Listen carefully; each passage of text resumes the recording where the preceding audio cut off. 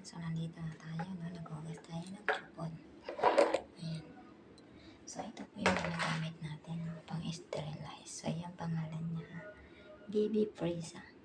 Ayan. Ito naman yung tubig para sa chupon. Ayan. So, buksan ko po ito.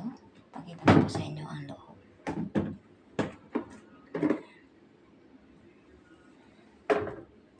So, ganyan po siya, no?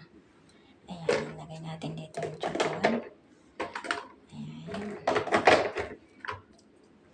Ayan. Ayan po, no? Ayan, pagkasali natin kasi marami yung chupon. Ayan. So, ayan na siya. Ayan. At dito sa baba yung iba. Ayan. So, ngayon, takpan na natin.